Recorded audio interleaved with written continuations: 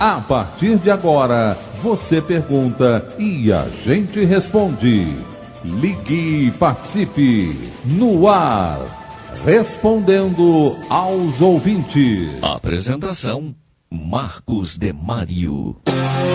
Amigo ouvinte da Rádio Rio de Janeiro, aqui estamos dando início a mais um Respondendo aos Ouvintes, programa interativo em que você pergunta e nós respondemos, sempre através dos princípios da doutrina espírita, codificada por Allan Kardec.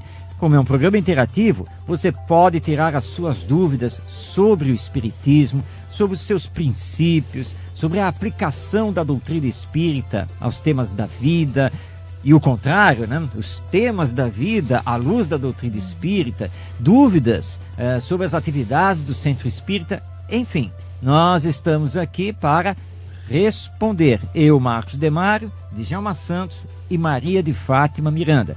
Como você vai fazer sua participação? Temos vários canais para isso. Primeiro é o telefone, é só ligar para 3386-1400. A nossa querida Sheila está lá prontinha para lhe atender e anotar a sua pergunta. Mas você pode enviar a sua dúvida pelo WhatsApp 984867633. Lembrando, mensagem de texto e, por favor, põe o seu nome, bairro e cidade. Mas você pode também participar pela internet. Basta acessar o nosso site www.radioriodejaneiro.am.br e também através do próprio site ou direto, caso você já tenha aí o perfil, pelo Facebook, porque nós estamos fazendo a transmissão ao vivo pelo Face. E aí você pode curtir e pode enviar coraçõezinhos para o Djalma Santos e todos nós ficamos aqui felizes. E pode também compartilhar, vamos espalhar o Respondendo aos Ouvintes, a Rádio Rio de Janeiro para todo mundo. E claro, nos comentários você pode também fazer aí a sua pergunta. Nós vamos dar início ao Respondendo aos Ouvintes hoje com uma pergunta especial, porque hoje é 8 de março, Dia Internacional da Mulher. E nós aqui no Respondendo aos Ouvintes não poderíamos deixar de fazer algum comentário.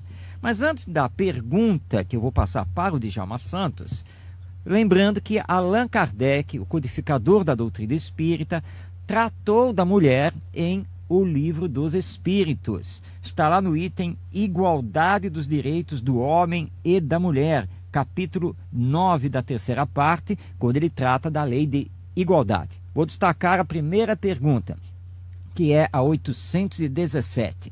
Pergunta Kardec: são iguais perante Deus, o homem e a mulher, e têm os mesmos direitos? E os benfeitores espirituais da humanidade responderam: não outorgou Deus a ambos a inteligência do bem e do mal e a faculdade de progredir? Portanto, os direitos são iguais. Djalma, a partir dessa visão da doutrina espírita, qual é o pensamento espírita? Como é que nós espíritas vemos a mulher? Olha, a doutrina espírita tem um respeito imenso pela mulher. Mesmo porque, segundo a minha avaliação, 2/3 dos adeptos da doutrina são mulheres. É verdade. Com absoluta certeza, o número de mulheres na doutrina espírita é muito maior do que a dos homens. E elas têm um trabalho excepcional. E eu estou à vontade para falar, porque eu tenho um livro que não foi editado ainda, mas deve ser editado ao final do ano, Os Segredos da Mulher, de minha autoria, em que eu enalteço, né, a presença da mulher em todos os setores da vida. Semana passada eu fui fazer uma consulta de cardiologia no Exército com a major. Então temos major, temos coronel, já temos general no Exército, na Marinha, na Aeronáutica. Quer dizer, as mulheres estão assim abrangendo tudo porque elas merecem. Se formos procurar a Bíblia Sagrada e na Gênesis, quando o Moisés diz, na sua Gênesis bíblica, e que a mulher foi tirada da costela do homem, o texto pode ser físico, mas a interpretação é espiritual. Ele quis dizer o seguinte: a mulher é o próprio homem, se foi tirada do homem, ela é o próprio homem, não é inferior ao homem, nem superior nem inferior, ela é igual. Entendeu? Então, hoje estamos estabelecendo um sistema igualitário da mulher com o homem. Cada vez mais estamos vendo mulher motorista. Fui outro dia também, a semana passada, no ônibus, a motorista era uma mulher e dirigindo muito bem. Entendeu? Então é importante o seguinte, que haja essa harmonia, que haja essa solidariedade, esse compartilhamento, e a doutrina espírita, dentre as milhares de entidades de instituições que enaltecem a mulher, a doutrina espírita é uma das mais perseverantes nesse sentido. É verdade, é assim. E agora você acabou de ler o texto de Kardec, em que os espíritos mostrados dizem o seguinte, que não há uma ortoga de Deus para que o homem seja superior. Nunca houve isso. Eu citei a própria Bíblia, em que ela é retirada do próprio homem. Então ela é parte do próprio homem. Precisa ser venerada, ser respeitada. E não é mais frágil coisa nenhuma. Né? Pode ser mais frágil na aparência. Mas a mente é tão forte quanto a mente do homem. As mentes são iguais. É o espírito. Como dizia Sócrates, o homem não é o corpo, o homem não é a veste, o homem é o espírito. Então a mulher não é a aparência, não é a fragilidade que ela apresenta numa palavra doce, meiga. Não. O homem é a mente, a mulher é a mente. São mentes fortíssimas, né? Quem é que não se lembra de Margaret Thatcher, né? A mulher de ferro, comandou a Inglaterra durante anos e anos, muito melhor do que os outros que entraram antes dela e depois dela. Então precisamos respeitar, precisamos estabelecer a igualdade cada vez mais. Como eu disse, Exército, Marinha Aeronáutica já adotaram isso. Né? Temos em todas as patentes as mulheres. E a minha cardiologista é uma major do Exército. Fiquei muito feliz de ter uma superior me dando receita. É isso aí. Muito bem. E fica aqui também a nossa homenagem a todas as mulheres, mas com um destaque que é a nossa querida Amélie Gabrielle Baudet, que foi a esposa de Allan Kardec, e que não foi simplesmente o braço direito dele, não. Porque no movimento espírita muitas pessoas acham que a Amélie só fez o papel de secretária de Kardec. E isso não é verdade. Né? Ela estudava junto com ele, organizou a Sociedade Parisiense de Estudos Espíritas, revisava a revista espírita, dava opiniões. Ativamente da formação da codificação. E após a desencarnação de Kardec, foi ela que assumiu a gerência de todo o movimento espírita. Então, uma mulher extremamente inclusive valorosa. As obras pós-bote, ela deve ter influenciado ativamente ali. Sem nenhuma dúvida. Muito bem, então está aí. Mas a mulher sim, precisa lembrar, né? Que é o primeiro berço onde o homem dorme para evoluir no corpo físico. Então a grandeza da mulher já está aí. É muita generosidade do homem escolher um dia nacional da mulher, quando todos os dias ela já está junto. Sem dúvida, com não é? Certeza, com certeza. Miranda, aproveitando então a sua palavra, porque nós temos aqui perguntas que ficaram das edições passadas do programa. A Cirlei, que é de Brás de Pina, gostaria de saber, à luz da doutrina espírita, se é possível fazer a eutanásia em animais. O veterinário me orientou que a minha cachorrinha teria que ser sacrificada, mas eu optei por deixá-la morrer naturalmente. Paulo dizia, tudo me é lícito, nem tudo me convém. Né? A doutrina espírita ela é explicativa, ela não nos impõe nada, mas ela nos faz ver que o animal é um princípio inteligente em evolução. A maturidade do animal não está a nível moral, porque eles não têm livre-arbítrio moral. Mas a dor é evolutiva. Quando ele está passando por sofrimentos físicos, aqueles sofrimentos nós acompanhamos e sofremos às vezes mais do que eles, porque o nosso sofrimento é moral. A nossa emoção está envolvida. Mas aquele estágio de enfermidade para o animal é uma experiência que ele vai levar com ele. E vai somar no automatismo que ele está construindo no reino animal. Então, o que os espíritos nos orientam no livro Conduta Espírita, o espírito André Luiz, através do médio Valdo Vieira, tem um capítulo que é perante os animais. E ele nos orienta que devemos dedicar ao animal todos os recursos que estejam ao nosso alcance nos cuidados e trato com a saúde. O único momento em que nós vamos refletir que a eutanásia ela é urgente é quando o animal está enlouquecido, com raiva, colocando em risco a vida de outros seres humanos e de outros animais também. Fora isso, quando nós acompanhamos um animal em estágio terminal, sofremos muito. Mas temos que lembrar que durante o longo de uma existência, ele balançou o rabinho para nós, ele nos recebeu com carinho, ele nos trouxe alegria. Então, no momento grave da vida dele, é a hora de retribuirmos com atenção, com cuidados, com respeito e dignidade. E existem situações de animais que estão fora do controle porque tiveram a violência exacerbada pelo homem, né, através de maus tratos. Ou então aqueles pitbulls ou cães que são treinados para lutar em rinha. Mas mesmo assim tivemos a oportunidade de encontrar uma pessoa que, recolhendo um desses animais, que todo mundo orientava a fazer a eutanásia, ela manteve ele isolado durante um longo período, onde ela só colocava água e comida. Ia conversando com ele. No final do estágio, ele já estava interagindo com ela e aqueles requisitos de violência onde ele foi surpreendido atacando outros animais, ficou controlado, né? Na Suípa tivemos a oportunidade de conhecer um pitbull que chegou lá todo retalhado. Recolheram praticamente os pedaços de uma rinha. E ele foi tratado com carinho durante muito tempo e esteve presente lá no escritório da Suípa. Então, eutanásia aos animais, a gente reflete. Quando isso é colocado porque está em estágio terminal, é mais para minimizar o sofrimento de quem está acompanhando. Mas não podemos esquecer que é uma oportunidade de dedicar carinho a esses seres que nos trazem tanta alegria. Com certeza. E lembrando, né, que os animais, organicamente falando, eles sofrem tanto quanto nós a nível de organismo. Mesmo. Mas nós estamos vendo uma alma em evolução. Assim como entre nós no ente querido, você tem que ir além do sofrimento físico orgânico, que é o espírito. E como Deus é justo e bom, nada está acontecendo por acaso. Aquela dor é extremamente útil no processo evolutivo daquele princípio inteligente. Exatamente. Muito bem. Eu vou responder aqui ao Ricardo da Vila Valqueira, até porque ele entra aqui numa área que eu adoro, que é a história. O Ricardo está perguntando por que o espiritismo, após a desencarnação de Kardec, desapareceu da França. Bem, Ricardo, o termo não é exatamente desaparecer, mas vamos compreender aqui. Allan Kardec desencarnou em 31 de março de 1869. Após a sua desencarnação, Amélie Baudet, sua esposa, com os companheiros que formavam a Sociedade Parisiense de Estudos Espíritas, então ela assumiu, né, e todos eles assumiram a gerência do movimento espírita. Logo após isso, a desencarnação de Kardec, Amélie Baudet criou a Sociedade Anônima para a divulgação das obras de Allan Kardec. O objetivo é que essa sociedade financiasse as edições dos livros, de forma assim, barateando isso para que as obras de Kardec pudessem se popularizar cada vez mais. Amélie Baudet, para poder gerenciar tudo, ela criou o cargo de secretário executivo da sociedade, e esse secretário passou a ser o redator da revista Espírita, né? O redator-chefe da revista Espírita.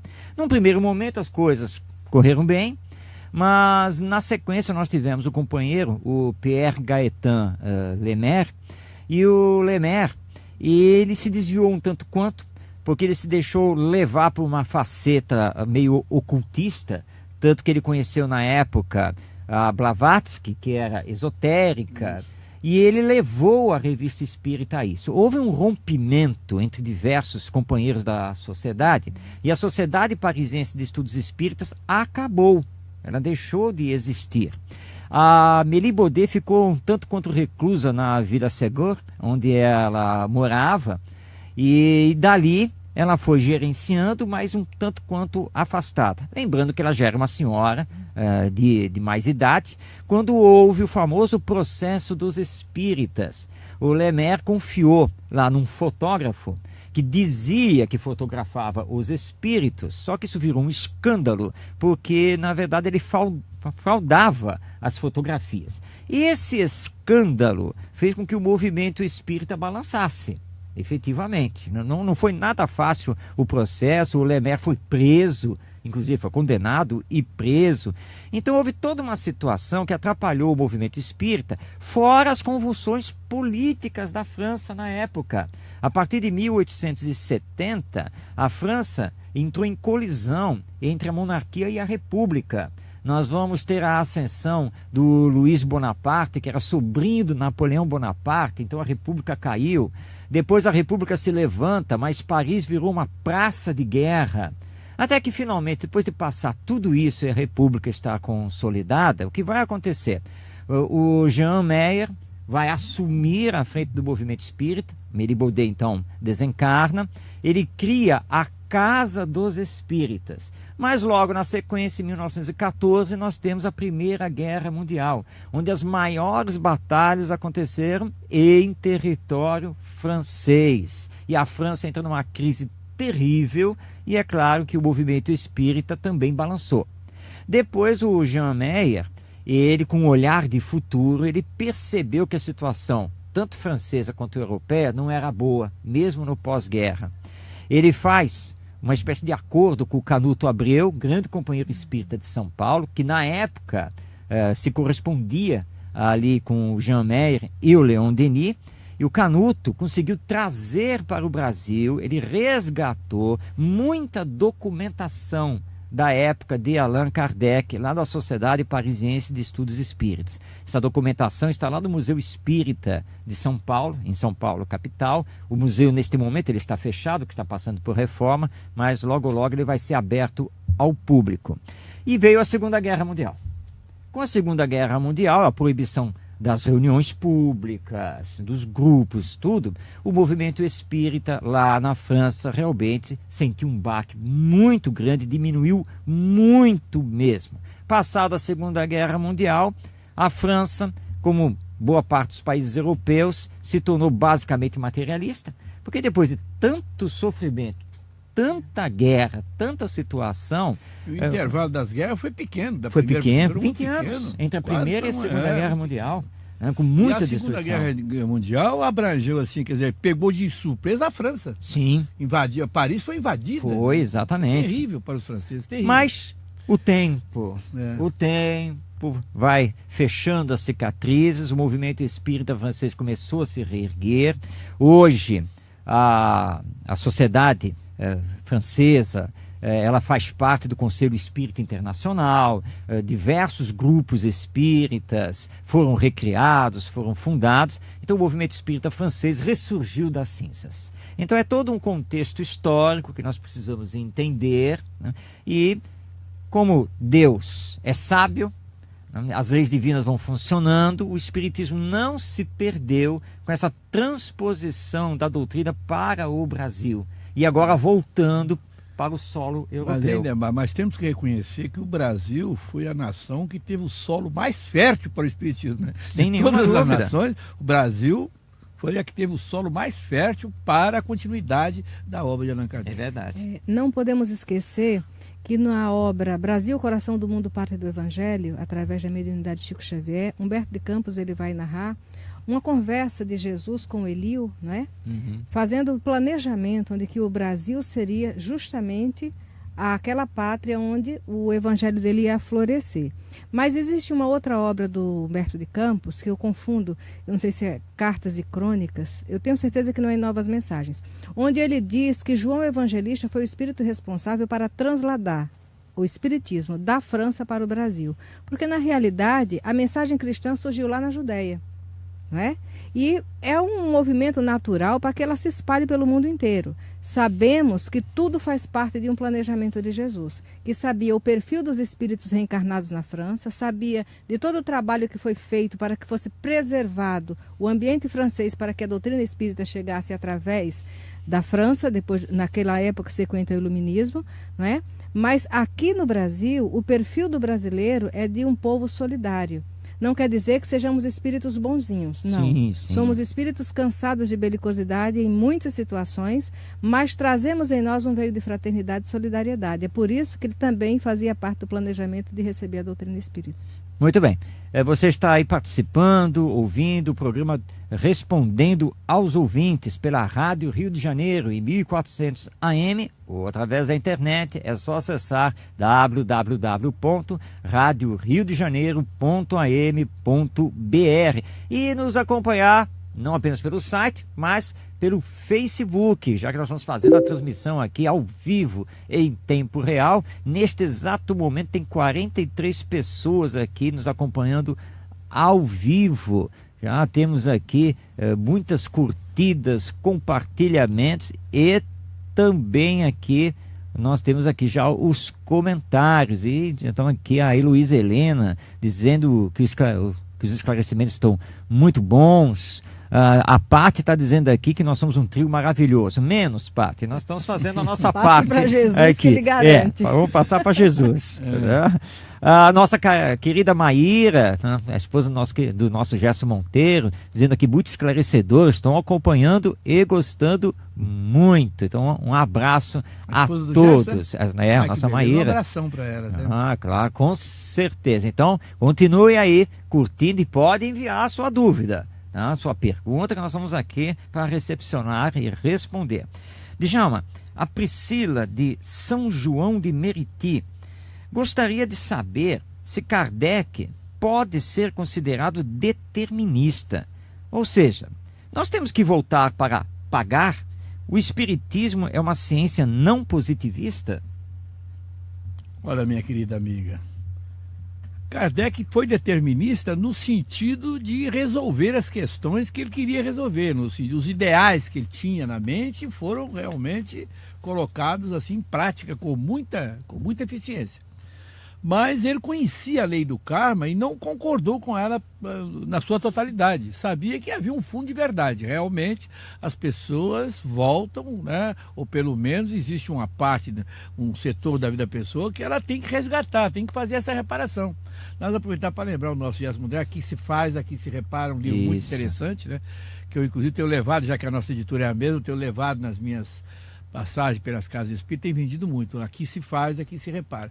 Então o Kardec criou a lei de ação e reação. Quer dizer, os espíritos deram para ele a lei de ação e reação, que é a lei que está incluída a reencarnação. Quer dizer, reencarnamos não só para reparar, mas para crescer, para superar. Mas dentro dessa superação, desse crescimento, existe sim setores em que nós temos que reparar. Porque erramos muito no passado. Né? E temos que reparar no futuro. Não há como fugir disso. As nossas faltas, tudo aquilo que fazemos de errado fica registrado no nosso DNA. E o nosso DNA está ligado à consciência imortal. Não há como você fugir disso. Uma das definições da morte, são muitas, né? Uma delas é o seguinte: a morte é um encontro com a própria consciência imortal. Encontramos do outro lado da vida a nossa consciência imortal. É claro que existem livros que encontrou flores, outro que encontrou aquilo, outro encontrou a mãe, tudo isso é possível. Mas o maior encontro é com a consciência imortal. É quando você encontra você mesmo. E ali, através daquele telão, você observa o que você fez, o que você foi. E na maioria das vezes, no mais das vezes, não gostamos daquilo que vemos. E aí surge o remorso, surge o arrependimento. E se continuar por muito tempo, vai criar uma coisa terrível, né? Uhum.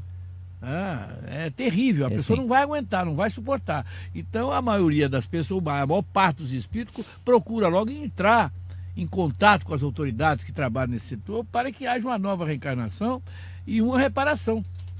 Agora isso pode ser feito também no mundo espiritual, reparamos também no próprio mundo espiritual. Temos o caso do André Luiz, né, que trabalhou muito lá e praticamente normalizou a sua vida, harmonizou a sua vida, né? Voltou a ser médico e tudo. Então nós precisamos entender isso. Então Kardec, ao codificar a doutrina espírita, ele abriu a arca dos tesouros imortais e mostrou para a população mundial, para o mundo inteiro, as verdades que eram ocultas, que só aparecia lá no véu de Is do Egito, nos campos de Delfos e Eleus da Grécia, quer dizer, era secreto, entendeu? Era contencioso. E agora não, agora é público, né? Todos nós conhecemos a lei da reencarnação, a lei do livre-arbítrio, a lei de ação e reação, né? A lei do trabalho. E através das informações passadas pela doutrina espírita, nós podemos, assim, reconhecer o nosso valor aqui, a nossa missão que temos aqui na Terra, junto aos nossos irmãos de luta. Muito bem, lei da evolução sempre. Sempre. Nós reparamos, mas para crescer. Então, por isso que o Espiritismo não aceita essa questão do karma, dessa coisa já pré-determinada.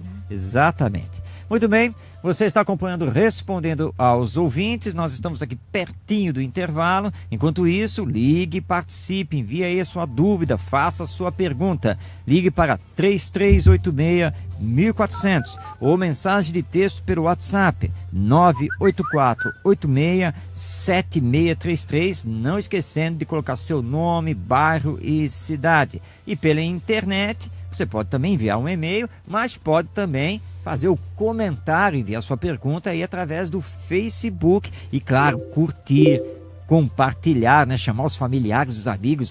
Vem aqui assistir o Respondendo aos Ouvintes. Mas nós vamos fazer o nosso intervalo e voltamos daqui a pouco. Você está ouvindo pela Rádio Rio de Janeiro o programa Respondendo aos Ouvintes.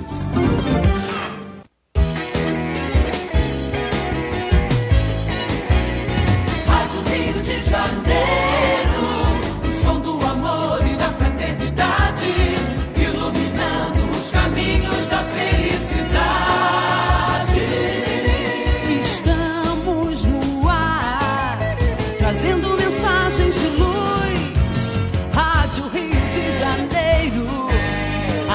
que faz a sua vida mais feliz. Rádio Rio de Janeiro, o som do amor e da fraternidade, iluminando os caminhos da felicidade. Iluminando os caminhos da felicidade. Você pode ser vencedor de si mesmo e do mundo. Nunca desista de viver. Campanha pela vida contra o suicídio. Compromisso da Rádio Rio de Janeiro, a emissora da fraternidade com você. Todo domingo, às 6 da manhã, aqui pela Rádio Rio de Janeiro, você pode aprender o Esperanto, a língua da fraternidade, através do curso básico de Esperanto, do professor Silas Chaves. São aulas dinâmicas e sempre acompanhadas de exemplos. Aprenda Esperanto, todo domingo, às 6 da manhã, na Rádio Rio de Janeiro, a emissora que toda família pode ouvir. Atenção, ouvinte da Rádio Rio de Janeiro. Você que ainda não atualizou seus dados cadastrais como participante e mantenedor do Clube da Fraternidade, precisamos fazer uma atualização. Para isso, envie preferencialmente seus dados para o e-mail informacpf@radioriodejaneiro.am.br ou ligue para 0 operadora 21 3386 1403 ou 3386 1422.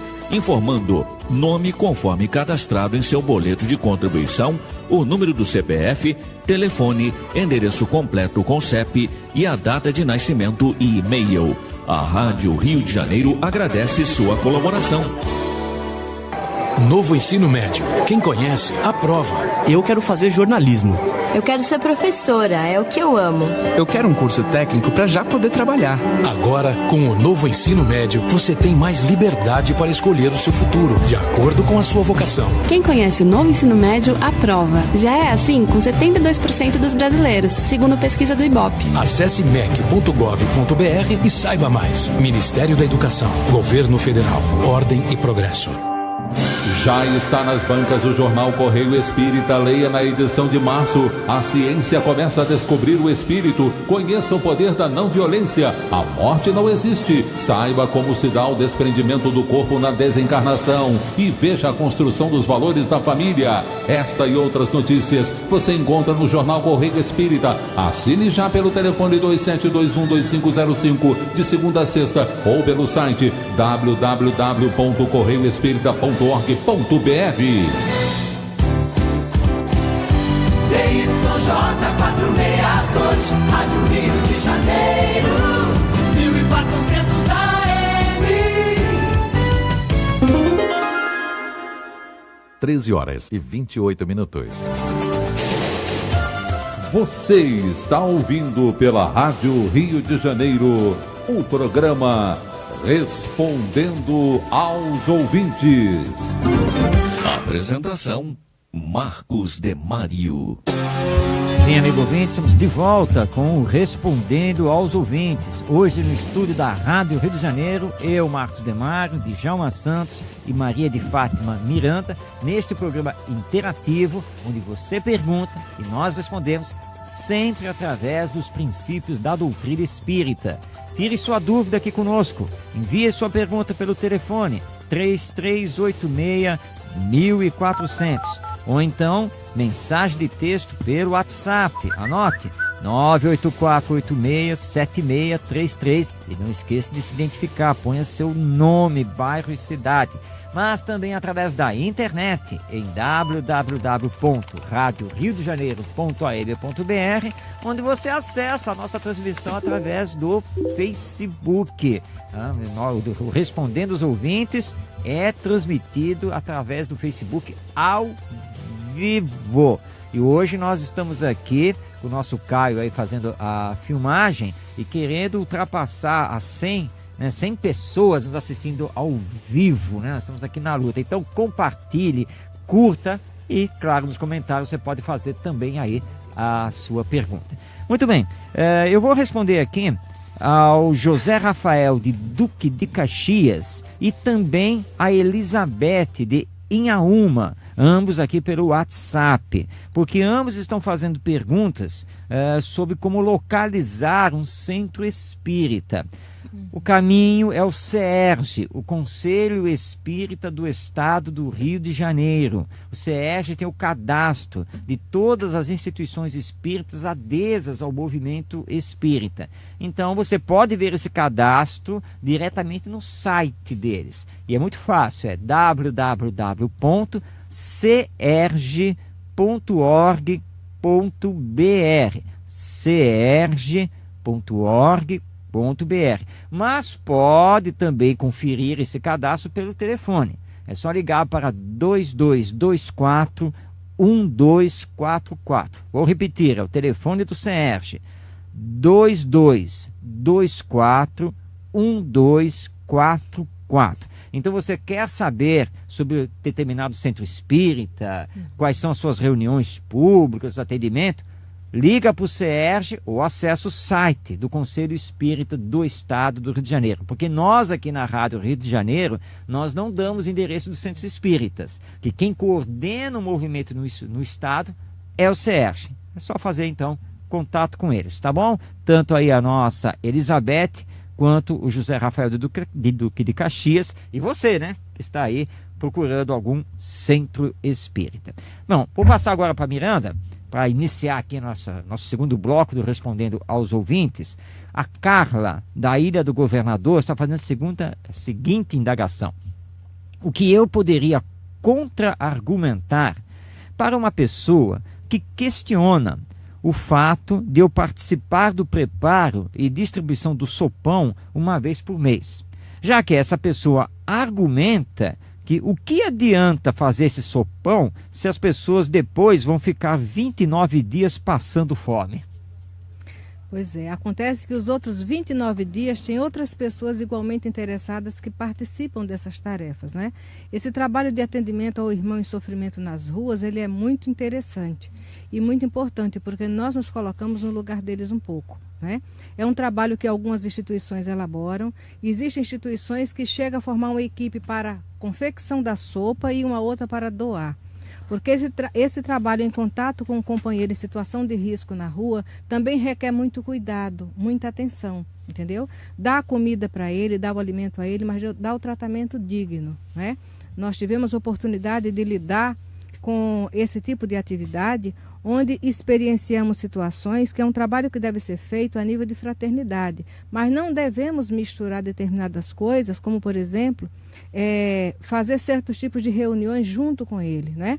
Tivemos oportunidade há muitos anos participar de um grupo onde o atendimento do alimento era feito, mas o envolvimento da equipe também era junto e muitas das vezes fazendo a oração ali junto, tinha companheiros médios que por invigilância, em alguns momentos, geravam uma situação que, se não tivesse uma vigilância, até determinada manifestação mediúnica acontecia ali. Então, o trabalho de atendimento ao sofredor na rua, ele é importante, porque hoje é ele, amanhã somos nós.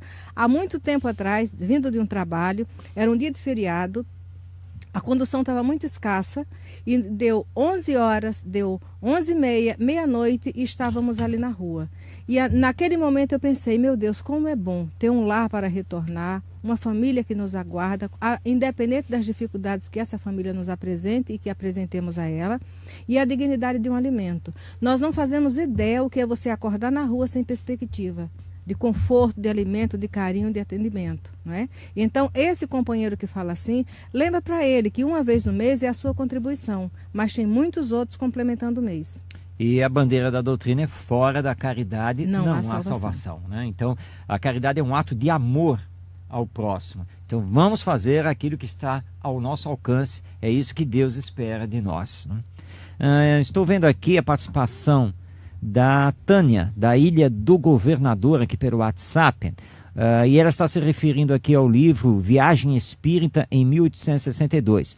Tânia, esse livro realmente existe, é de Allan Kardec, porque no ano de 1862, Kardec fez uma viagem por mais de 20 cidades da França e da Bélgica para fazer palestras e divulgar o espiritismo. Então, os discursos que ele realizou durante essa viagem foram depois enfeixados nessa obra lançada por ele mesmo. Então é o livro Viagem Espírita em 1862.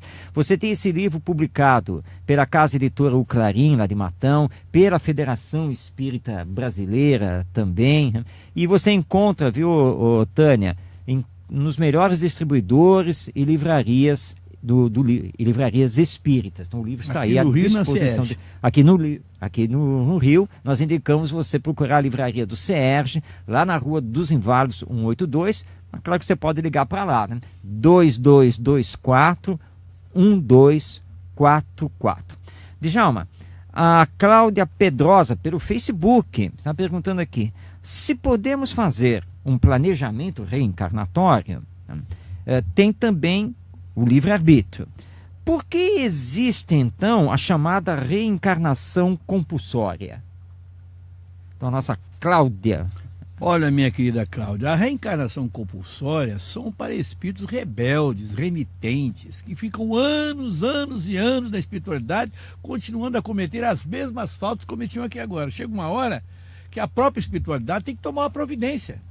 E essa providência é exatamente essa. Eles são compulsados a reencarnar e, de preferência, em úteros enfermiços. E eles voltam com distonias físicas e distonias mentais.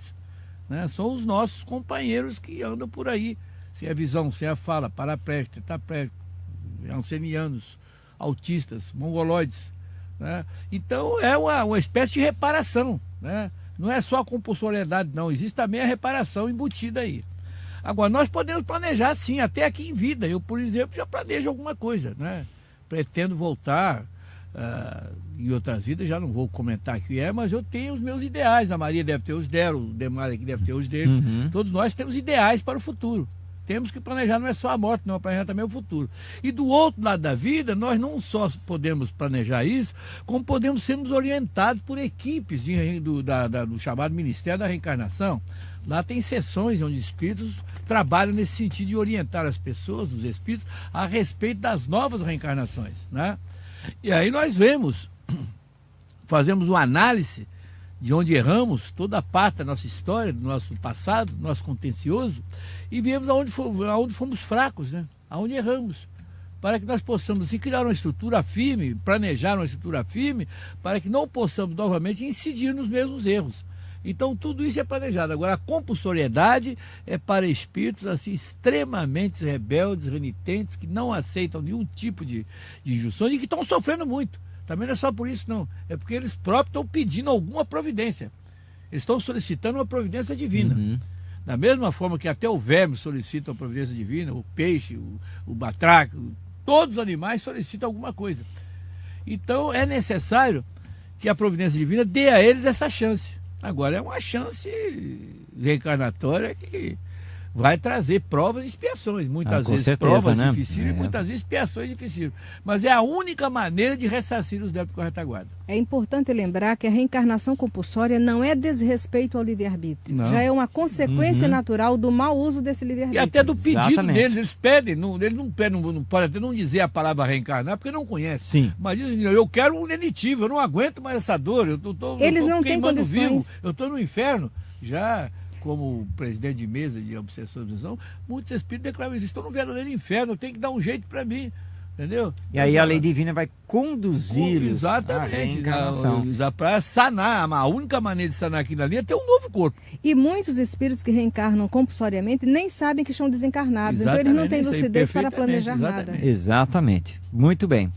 Olha, estou vendo aqui pelo Facebook que nós estamos aqui na faixa aqui de 50 ouvintes aqui ao vivo.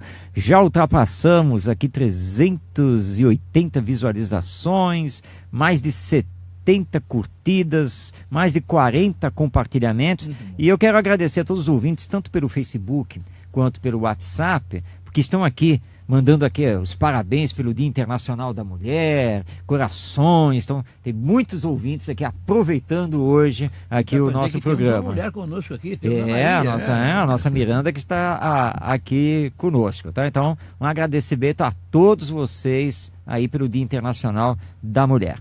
Pois bem, Miranda, a Sheila de Petrópolis, como nós estamos ligadinhos ao período, vale a pena responder. Porque no carnaval, tudo fica tão denso e sinto muita tristeza. Pela psicosfera, né? Pela psicosfera. Porque o carnaval, ele, nos dias de hoje, quando nós estamos buscando compreender o Evangelho de Jesus, sabemos que, se Deus permite, e tem pessoas que gostam, nós temos o dever de respeitar. Porque ontem fomos os foliões, né? Ontem nós somos incendiários, hoje somos bombeiros. Agora, com a compreensão que a doutrina espírita nos traz, nós refletimos a psicosfera. Uma psicosfera densa. Olha quantos crimes, quantos estupros, né? Quanta criança foi largada, confinada dentro de casa para que os pais fossem brincar o carnaval, ou a mãe, não importa. Quantas criaturas incapazes, como idosos, eu conheço, que fica trancado porque a família vai brincar. Família, aspas, a pessoa que é cuidadora vai brincar o carnaval. Então, é uma festa, é uma comemoração que ainda é uma necessidade do homem encarnado, né? E aquilo que eu falei, se Deus permite, nós temos que respeitar.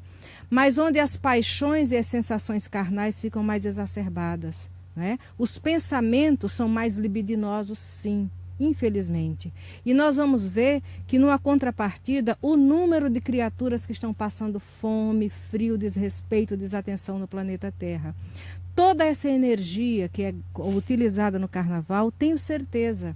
Olha, o carnaval pode abrir porta de trabalho para os artesãos, para os músicos, para uma leva de profissionais. Mas imaginemos o dia em que todos esses profissionais serão dignificados em suas profissões, unindo-se para mitigar a fome, a sede, né? Compartilhando as suas experiências e dando aulas para outras pessoas aprenderem certas profissões. Então, essa psicosfera densa, ela é própria da toxicidade mental que nós emanamos nesses dias de carnaval. É por isso que hoje nós já contamos aqui no Brasil, né, com um trabalho que é desenvolvido paralelo a essa festa de Momo, que são os trabalhos na Casa Espírita, a Comerge, o ENEF, os cultos, os grupos de estudo, e não é privilégio só da doutrina espírita.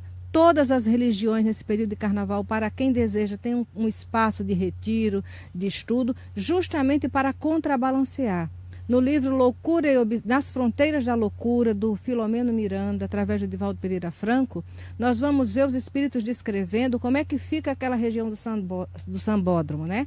E o hospital que o Dr. Bezerra mantém para atender espíritos que desencarnam e até espíritos encarnados, que muitas das vezes entram em coma alcoólico, né, em overdose e todas essas situações. Então é natural que a psicosfera fique densa, né? Agradecemos até a Deus que, pela misericórdia dele e pela vigilância daqueles que se mantêm em oração, muita coisa é minimizada nesses dias. É verdade. Então, tem um detalhe interessante, o seguinte, que muitos espíritos, mas muitos espíritos, centenas talvez de espíritos imperfeitos, que estão em zona sombria da espiritualidade, sem acesso à crosta terrestre, só tem acesso em pequenas áreas. Durante o carnaval, acesso é geral. Abriu as acesso é geral. A psicosfera, como o nosso irmão muito bem afirmou, fica amplo para eles, fica fácil.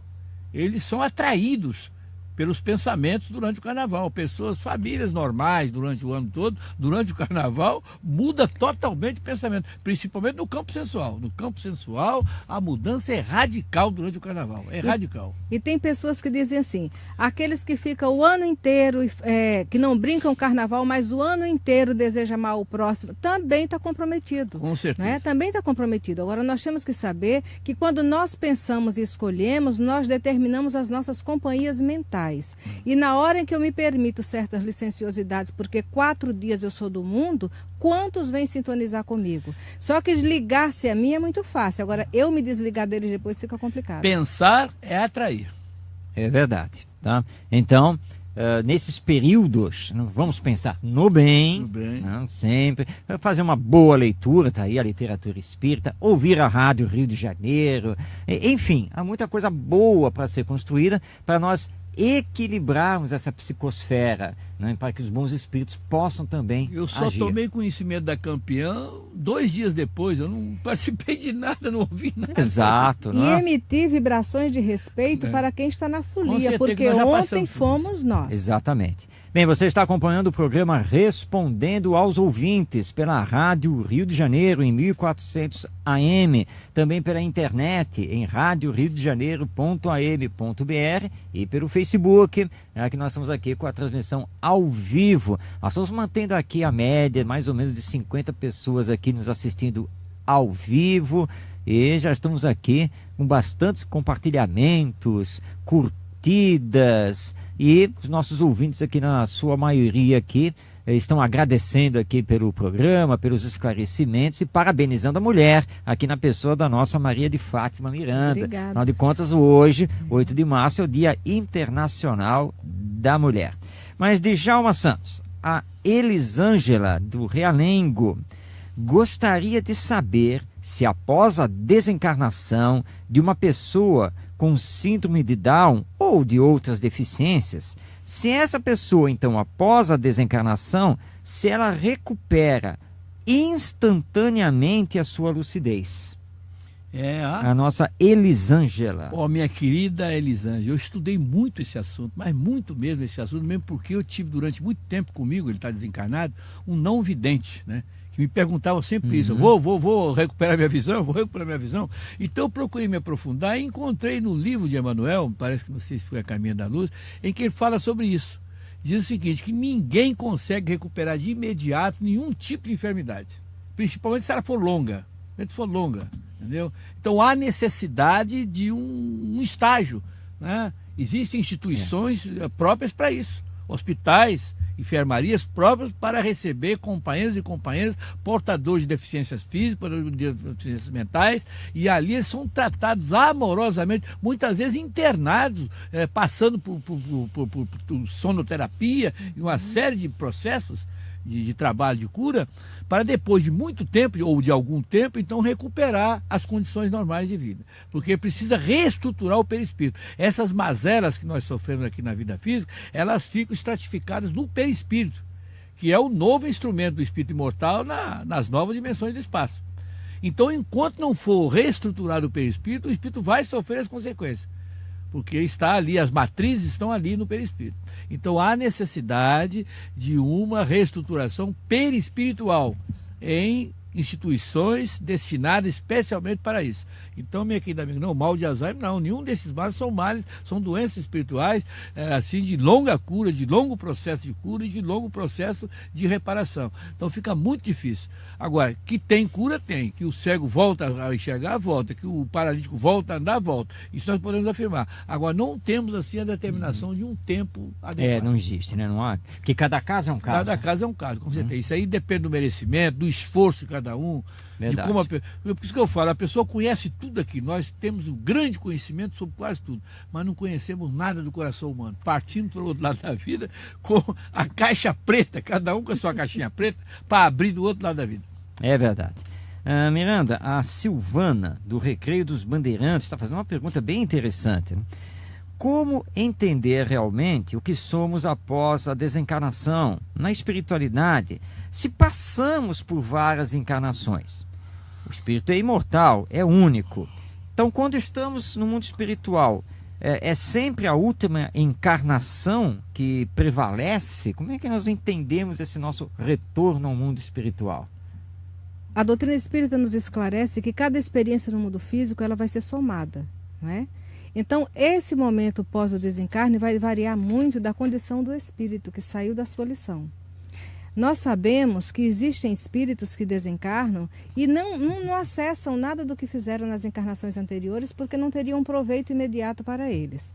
Existem aqueles outros que saem daqui tão esforçados e tão dignos nas tarefas e nos deveres que ao despertarem no mundo espiritual, eles têm um equilíbrio tal de ver a soma das suas últimas experiências e ter uma noção de como foi o passado, né? Imaginemos um Chico Xavier recém-desencarnado.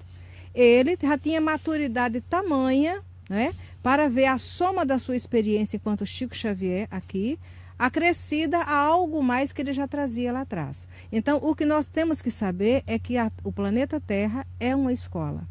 Os mundos, eles são escolas, dependendo da dimensão dos espíritos que ali estão, mas partindo da Terra. aqui o educandário. Nós viemos à escola. O que acontece na escola? Num período de um ano, aquilo que nós aprendemos e demos proveito, no ano seguinte, nós vamos ter novas oportunidades em cima das conquistas anteriores, não é?